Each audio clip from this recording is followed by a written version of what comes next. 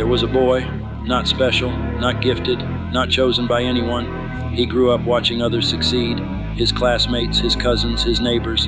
He told himself, my time will come. He waited at 18, he waited at 22, he waited at 25, and one day he looked in the mirror, and the man staring back at him was tired. Not tired from working too hard, tired from waiting, and in that silence, in that brutal, honest silence, he realized something that changed everything, the real meaning of discipline. And the brutal truth is this: every time you break a promise to yourself, every time you say, I'll start tomorrow, every time you choose comfort over growth, you are sending a message to your own mind. It is not hype, it is not a feeling. Discipline is a promise you make to yourself and keep, even when no one is watching, even when you're tired, even when it would be so easy to just stop. Think about water. Water doesn't decide every morning whether to flow downhill. It just does, every single time, without complaint.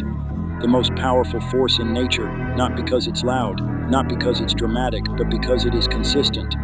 That is discipline, not the warrior who trains when he feels like a warrior, but the warrior who trains when he feels like nothing. Pause, let it breathe, and once your mind stops trusting you, you stop believing in yourself. And when you stop believing, you've already lost, before the battle even began. List, the story we never talk about. But here's the part that hurts. Most of us will never meet that version of ourselves, not because we aren't capable, not because life wasn't fair, but because the day it got hard, we chose comfort. We opened our phones.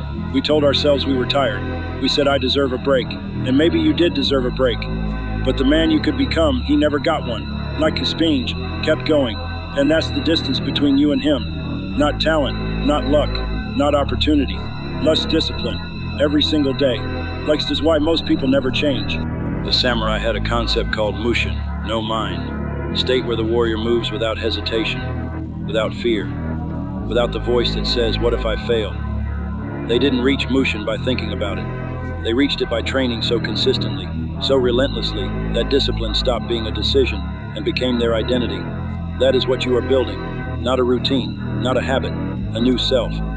What happens when you commit? I want you to imagine something 6 months from now. You woke up every morning, not perfectly, but consistently. You did the work, even on the days you didn't feel like it. You said no to the things that were pulling you backward. What does that person look like? How does he carry himself? How does he speak? How does he think about problems? He is calmer, not because life got easier, but because he got harder. He doesn't panic when things go wrong. He doesn't need the approval of other people. He doesn't wait for someone to believe in him, because he already believes in himself. And that belief, that unshakable belief, didn't come from a speech. It didn't come from reading a book. It came from all those mornings he showed up when no one was watching, all those nights he kept going when he could have stopped. That is what discipline builds. Not just success on the outside, but a man who cannot be broken on the inside.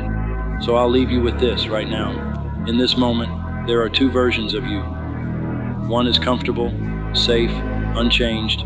He will be in the same place next year, and the year after that, wondering why nothing ever changes. And the other, he's waiting, not for perfect conditions, not for motivation to arrive, not for someone to push him. He's just waiting for you to make a decision. One decision, not to change your whole life overnight, not to become a monk or a warrior by morning. Just one decision. Today I will not betray myself.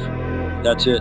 That's where it begins. Not at the gym, not in a journal, not in a YouTube video. In that one quiet moment when comfort calls your name and you say no. Do that today.